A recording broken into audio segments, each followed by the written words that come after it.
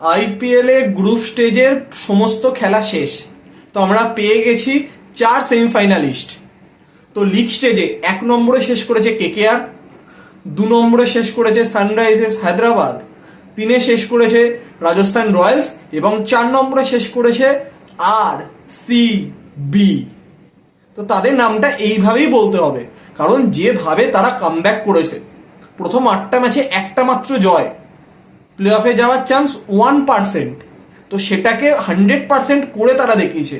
তারা লাস্ট 6টা ম্যাচ জিতেছে এবং যে কনসিস্টেন্টলি ধারাবাহিকভাবে যে পারফরমেন্স করে তারা প্লে অফে উঠেছে, তো তাদেরকে সত্যি স্যালুট করার মতো। তো আগামীকাল থেকে শুরু হতে চলেছে আইপিএল 2024 প্লে অফস। তো আগামীকাল কোয়ালিফায়ার 1 মুখোমুখি হচ্ছে কলকাতা এবং হায়দ্রাবাদ। তো প্লে অফসের রুলসটা কম বেশি আমাদের সকলেরই জানা। তো আমরা যদি একবার রিক্যাপ করে নিই, 1 নম্বর পজিশন এবং 2 নম্বর পজিশনে যে দুটি দল থাকবে তারা প্রথম কোয়ালিফায়ার 1 খেলবে। তো যে জিতবে সে সরাসরি ফাইনাল চলে যাবে এবং যে হারবে তার কাছে আরেকটা চান্স থাকবে। তো 3 নম্বর এবং 4 নম্বর পজিশনে যে দল থাকবে তারা খেলবে এলিমিনেটর। তো এলিমিনেটরে যে হারবে সে টুর্নামেন্ট থেকে আউট এবং এলিমিনেটরে যে জিতবে সে কোয়ালিফায়ার 1-এ যে দল হারবে তার সাথে কোয়ালিফায়ার 2 খেলবে। তো সেখানে যে জিতবে সে যাবে ফাইনালে। অর্থাৎ 1 নম্বর এবং 2 নম্বর পজিশনে যে দল শেষ করতে পারবে তারা যদি কোয়ালিফায়ার 1 হেরেও যায় তার কাছে কিন্তু আরেকটা চান্স আছে। কিন্তু তৃতীয় বা চতুর্থ হিসেবে যারা শেষ করবে তাদের কাছে কিন্তু একটাই চান্স, কার্যত নকআউট, জিতলে কোয়ালিফায়ার 2, হারলে বাড়ি। তো এলিমিনেটর যারা খেলবে তাদের ক্ষেত্রে কিন্তু পরস্পর যদি তারা স্টেপ বাই স্টেপ যেতে পারে তাহলে কিন্তু তাদের কাছে 3টেই নকআউট, এলিমিনেটর, কোয়ালিফায়ার 2 এবং ফাইনাল।